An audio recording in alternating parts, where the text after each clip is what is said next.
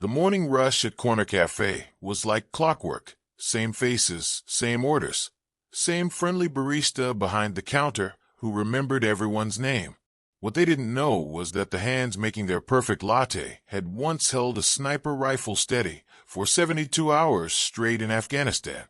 Jake Miller wiped down the espresso machine with practiced precision, his movements economical and deliberate. Each morning began the same way. Arrive at 5:30 a.m., unlock the heavy wooden door with its cheerful open sign, flip on the lights that cast a warm amber glow across the mismatched furniture he'd collected from garage sales over the past 2 years. To the customer streaming through the door, he was just the guy who somehow remembered that Mrs. Henderson took her coffee black with exactly 1 sugar cube. That college student Emma always ordered a caramel macchiato with extra foam when she had exams, and that old Mr. Peterson preferred his decaf served at exactly 140 degrees because anything hotter aggravated his ulcer. But Jake Miller had secrets that ran deeper than anyone in Cedar Falls, Montana could imagine. The first customer of the day was always Dr. Sarah Walsh, the town's only pediatrician, who arrived at precisely 6:05 a.m. for her double-shot Cordidu before her morning rounds at the clinic. "Morning, Jake," she called out, shaking raindrops from her umbrella. "Looks like it's going to be a wet one today." "Morning, Doc," Jake replied with that easy smile that had become his trademark. The usual. As he pulled her espresso shots, Jake's eyes performed their habitual sweep of the cafe. It was a routine so ingrained he barely noticed it anymore.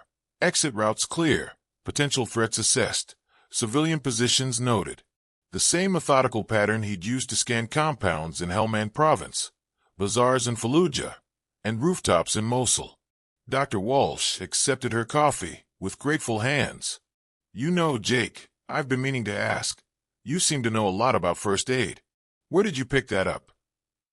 She was referring to the incident 3 months ago when a construction worker had fallen from scaffolding outside the cafe. While others had stood around in shock, Jake had immediately assessed the man's injuries, stabilized his neck, and applied pressure to stop the bleeding until paramedics arrived. His movements had been swift, confident, professional. "Just picked it up here and there," Jake said, already preparing the next order. "You know how it is. You see something, you learn something." It was the same non-answer he'd been giving for 2 years, ever since he'd arrived in Cedar Falls with nothing but a duffel bag, a pickup truck, and enough cash to put down first month's rent on the small apartment above Murphy's hardware store. The routine was comforting. Steam hissing, coffee beans grinding, the gentle murmur of morning conversations about weather, local high school football games, and who was dating whom. So different from the silence he'd once lived in, the kind of absolute quiet that came before a 1,200-yard shot that could change the course of a mission. Detective Rodriguez arrived at exactly 7:23 a.m., just as he had every Tuesday for the past 18 months. He was the town's only detective, a transplant from Chicago who'd moved to Cedar Falls for the slower pace and cleaner air after his partner was killed in a gang shooting. "Morning, Jake," Rodriguez called out, hanging his rain jacket on the wooden coat rack by the door. "The usual." "Coming right up, Detective," Jake replied, already reaching for the dark roast. Rodriguez liked his coffee strong enough to wake the dead, with just a splash of cream and no sugar. As Jake prepared the coffee, Rodriguez settled into his usual spot at the counter, spreading out case files from his briefcase. Cedar Falls might be small, but it wasn't immune to crime, mostly petty theft, domestic disputes, and the occasional drunk and disorderly. Nothing like the violence Rodriguez had dealt with in Chicago, which was exactly how he liked it. "Anything interesting?" Jake asked, nodding toward the files. Rodriguez shrugged. "Been getting reports of suspicious activity around the county line. Probably nothing. Hunters or hikers getting turned around. But Sheriff Mason wants me to check it out." Jake handed over the coffee, and Rodriguez took his first grateful sip. "Perfect as always. You know, Jake, I keep meaning to ask, you ever think about doing something else? I mean, you're good at this. Don't get me wrong, but you're young, smart, You could probably do anything you wanted. It was a conversation they'd had variations of before. Rodriguez had cop instincts, and something about Jake didn't quite fit the profile of a small-town barista. There was a watchfulness in his eyes, a controlled precision in his movements, and a calmness under pressure that spoke of training beyond coffee-making. "I'm happy here," Jake said simply. "This is good work. Honest work." "It is that," Rodriguez agreed. "But sometimes I get the feeling there's more to you than meets the eye." Before Jake could respond, the bell above the door chimed again. Maria Santos, the elementary school principal, bustled in, shaking off her raincoat and checking her watch. "Oh, good, I'm not late," she said breathlessly. "Parent-teacher conferences start at 8, and I need all the caffeine I can get." "Double-shot Cordido coming right up," Jake said, already in motion. He'd learned to read people's needs. Maria always needed extra caffeine on conference days. Dr. Walsh preferred stronger coffee when she had difficult cases, and Emma ordered decaf instead of regular when she was stressed about exams.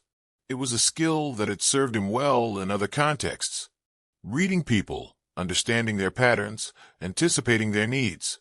It had kept him alive through 8 years of combat deployments across 3 continents. As Maria waited for her coffee, she chatted with Detective Rodriguez about the upcoming Harvest Festival, the high school's homecoming game, and whether they thought the new pastor at First Baptist would work out. It was the kind of small-town conversation that had initially felt foreign to Jake, but had gradually become comforting background noise. The morning rush continued with its familiar rhythm. Tom Bradley, who owned the hardware store next door, came in for his large black coffee and a blueberry muffin. Jenny Morrison, who taught 3rd grade, picked up her usual vanilla latte with an extra shot. Old Mr. Peterson shuffled in for his decaf and spent 10 minutes telling Jake about his grandson's baseball achievements. By 9 a.m., the initial rush had settled into the cafe's quieter mid-morning pace. Emma Harrison, the college student who worked part-time at the library, set up her laptop at her usual table by the window. She was working on her senior thesis in psychology, something about trauma and recovery that she discussed with Jake, sometimes during slow periods. "The usual?" Jake asked as she got settled.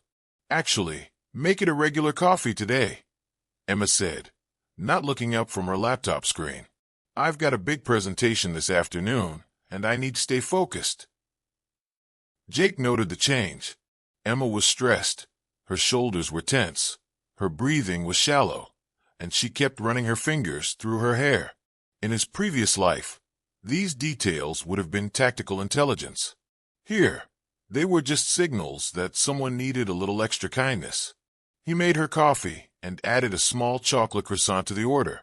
"On the house," he said when she started to protest. "For luck with your presentation." The gesture was typical of Jake. Despite the cafe's modest profits, he frequently comped drinks for struggling students, elderly customers on fixed incomes, or anyone who seemed to be having a particularly rough day. It was one of the reasons Corner Café had become the unofficial heart of Cedar Falls' small downtown. The morning progressed peacefully until about 10:30, when Jake noticed the first unusual customer of the day. The man who entered was in his mid-30s, wearing a baseball cap pulled low over his face and a dark hoodie despite the warm September morning. His hands were shoved deep in his pockets, and his eyes darted nervously around the cafe. Jake's training kicked in automatically. Threat assessment, unknown individual, concealed hands, altered appearance, nervous energy, behavior inconsistent with weather conditions. In his sealed days, this would have been a red flag situation. Here in Cedar Falls, it was probably just someone having a bad morning. But Jake had learned to trust his instincts.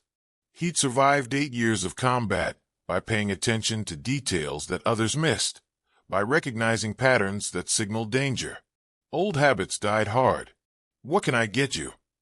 Jake asked, maintaining his friendly demeanor while his peripheral vision tracked the man's movements. Just a coffee." "Black," the man said. His voice was tight, stressed. His right hand remained in his hoodie pocket, gripping something. "Coming right up." Jake replied, reaching for a cup. As he poured the coffee, he calculated distances and angles with muscle memory. The man stood approximately 8 feet from the counter. If this situation went sideways, Jake could clear that distance in 1.2 seconds. Emma was at her usual spot by the window, potential civilian casualty. Mr. Peterson was reading his newspaper at the corner table, another variable to protect. "You new in town?" Jake asked conversationally, though he already knew the answer. In a town of fewer than 2,000 people, strangers were noticed. The man's eyes continued their nervous survey of the cafe. "Just passing through," he said. Jake set the coffee on the counter, noting how the man's left hand trembled slightly as he reached for his wallet. His right hand never moved from his pocket. "That'll be $2.50. The man fumbled with crumpled bills, his movements jerky and unpracticed. Either he was new to whatever he was planning, or he was under significant stress. Possibly both. "Actually," the man said, his voice dropping to a whisper as he leaned closer to the counter, "I need you to do something for me." Jake nodded, keeping his expression neutral and friendly. "Sure, what's that?" The man glanced around the cafe, ensuring no one else could hear. Emma was absorbed in her laptop. Mr. Peterson was half asleep over his newspaper, and the only other customer was Mrs. Chun, who was engrossed in a phone conversation with her daughter in San Francisco. "I need you to empty that cash register," the man said quietly. Real quiet like. No sudden movements, no pressing any panic buttons. There it was. Jake felt the familiar calm settle over him, the same ice-cold focus that had made him one of the most effective snipers in SEAL Team 6. Time seemed to slow, every detail becoming crystal clear. The sound of rain pattering against the windows, the hiss of the espresso machine's steam wand, the soft clicking of Emma's keyboard, the rustle of Mr. Peterson's newspaper. "Now why would I want to do that?" Jake asked softly, his voice betraying nothing of the tactical calculations running through his mind. The man's right hand shifted in his pocket, and Jake caught a glimpse of metal. "Because I got a gun pointed at you right now, and if you don't start moving, people in here are going to get hurt." Jake nodded slowly, as if considering his options. "Okay," he said. "Let me just." He reached toward the cash register, but instead of opening it, his hand found a large coffee pot sitting on the warmer, still full of fresh, scalding hot coffee. What happened next took less than 3 seconds, but to Jake, it unfolded with the precision of a choreographed dance he'd performed countless times in training and combat.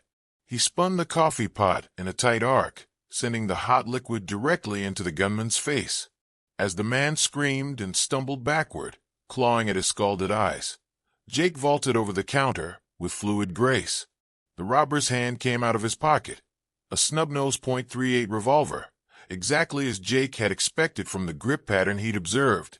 Jake's left hand clamped down on the man's wrist, while his right delivered a precise strike to the brachial plexus nerve cluster. The gun clattered to the floor as the robber's arm went instantly numb. In one smooth motion, Jake swept the man's legs and drove him face-first into the cafe floor. A knee to the spine kept him pinned, while Jake secured the weapon with his free hand, his movements automatic and efficient. "Detective Rodriguez," Jake called calmly, though the detective wasn't scheduled to arrive for another few hours. But Jake had noticed Rodriguez's unmarked car parked across the street. The detective often did paperwork in his vehicle when he needed to think. The entire cafe had erupted in chaos. Emma was screaming, her laptop clattering to the floor as she scrambled away from the window. Mr. Peterson had jerked awake and was looking around in confusion. Mrs. Chun had dropped her phone and was pressed against the far wall, her eyes wide with terror. Rodriguez burst through the cafe door, weapon drawn, taking in the scene with trained eyes. Jake still knelt on the would-be robber, who was moaning and trying to clear scalding coffee from his burned face. "Jake," Rodriguez said slowly, his gun still drawn but not pointed at anyone. "What the hell happened here?"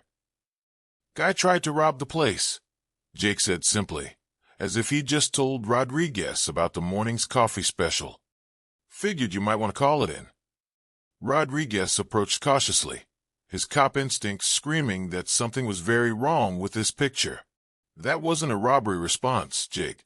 That was something else entirely. Jake looked up at the detective, and for just a moment, his carefully constructed friendly barista mask slipped. Rodriguez saw something in those eyes, something cold and calculating and very, very dangerous. Something that spoke of training far beyond coffee making and customer service. You're not just some coffee shop guy, are you? Rodriguez asked quietly. Before Jake could answer, his tactical awareness kicked in again. Through the cafe's front window, he spotted movement that didn't belong. 2 more men approaching the building, moving with the coordinated precision of a team. One was heading for the back alley exit, the other was reaching inside his jacket. Jake's blood went cold. This wasn't just a simple robbery. This was a coordinated attack, and he just neutralized 1/3 of an organized crew. "Detective," Jake said urgently, "we've got company. 2 more, front and back. This is bigger than a simple robbery." Rodriguez spun toward the window just as the cafe door burst open. The second gunman rushed in, a semi-automatic pistol already in his hand. "Everyone down," the man shouted. Now, Jake's 8 years of combat experience compressed into a single moment of action. As the customers screamed and dove for cover, he rolled off the first attacker and came up in a crouch. The second gunman was swinging his pistol toward Mrs. Chun, who was frozen in terror against the back wall. Jake moved. 12 feet separated him from the gunman. Distance he covered in a blur of motion that spoke of countless hours of close-quarters combat training. He tackled the man around the waist, driving him backward into the cafe's front window. Glass exploded outward as both men crashed through onto the wet sidewalk. Jake rolled on impact, using the gunman's body to break his fall and protect himself from the razor-sharp fragments. The pistol skittered across the rain-slicked pavement. "Stay down," Jake commanded, his voice carrying the authority of someone accustomed to being obeyed without question in life-or-death situations. The third man had entered through the cafe's back door during the commotion, but when he saw his partners neutralized and an armed detective on scene, he decided discretion was the better part of valor. Jake let him flee. His priority was securing the immediate threats and protecting the civilians. By the time backup arrived, summoned by Mrs. Chen's frantic 911 call, Jake had zip-tied both suspects using coffee bag ties and was calmly administering basic first aid to the man he'd scalded. The burns were painful but not life-threatening, and Jake's combat medic training had kicked in automatically. "Jake Miller," Detective Rodriguez said as paramedics took over treatment of the suspects, "I think we need to have a very long conversation." Jake looked up from where he was sweeping up glass fragments, his movements methodical and precise. "Sure, Detective. But first, let me make you a fresh cup of coffee. I imagine you could use one after all this excitement." As Jake worked the espresso machine with steady hands that weren't shaking despite having just taken down 2 armed men in combat, Rodriguez noticed details he'd missed before. The way Jake moved with economic precision, the way his eyes continued to scan for threats even while performing mundane tasks, the calm, professional manner in which he'd handled a situation that would have left most civilians traumatized. "Who are you really?" Rodriguez asked quietly. Jake paused in his coffee preparation, considering how much truth to reveal. Around them, crime scene technicians were photographing evidence, while paramedics prepared the suspects for transport. The cafe that had been his sanctuary for 2 years now looked like a war zone. "I'm exactly who I said I am," Jake replied carefully. "I make coffee. I remember people's orders. I try to make folks smile when they start their day." That's not an answer, and we both know it. Jake handed Rodriguez a perfect cappuccino, the foam art depicting a small American flag, a detail the detective filed away for future consideration. "Sometimes, Detective, the best answers are the ones we don't give." Rodriguez studied Jake's face, looking for tells, for cracks in the facade. Military. A slight nod. Special forces? Jake's smile never wavered, but something flickered in his eyes, a shadow of memories that ran deeper than small-town Montana.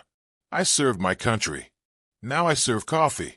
Some things are better left in the past. The conversation was interrupted by the arrival of federal agents. FBI, based on their credentials, and they'd arrived faster than should have been possible for a small-town robbery attempt. Someone had made phone calls, and those calls had triggered responses that went far beyond local law enforcement. Agent Sarah Chun led the team, and she approached Jake with the cautious respect of someone who'd read classified files and knew exactly who she was dealing with. "Mr. Miller," she said, extending her hand with professional courtesy. "Agent Chun, FBI. We need to discuss your involvement in today's incident." Jake shook her hand, noting the firm grip and direct eye contact. Federal agent, probably 10 years experience, competent and professional. "Happy to help however I can, Agent Chin. These men you apprehended are part of an organized crime network we've been tracking for 18 months, she continued. They're wanted in connection with a string of armed robberies across 3 states. Professional crew, well-equipped, with significant resources behind them. She paused, studying Jake's reaction. Your actions today were impressive, and very specific in their application of force and tactical awareness. Lucky, more like it, Jake said modestly. Agent Chen smiled slightly. Mr. Miller, I've read files on operators from Delta Force, SEALs, Rangers, Special Activities Division. What you did today has a very specific signature. So I'll ask you directly, what's your military background? Jake considered the question for a long moment. Around them, the cafe was slowly returning to some semblance of normal. The broken window had been boarded up with plywood from Tom Bradley's hardware store. The blood had been cleaned from the floor. Mrs. Chun was already talking about coming back tomorrow for her usual morning call to her daughter. I served 8 years in the Navy, Jake said finally. Specialized training. Multiple deployments to various theaters of operation. SEAL. Jake nodded once. Team. That's classified. Agent Chin studied him for several seconds, clearly debating how hard to press. Mr. Miller, the Bureau is always looking for operators with your background and skill set.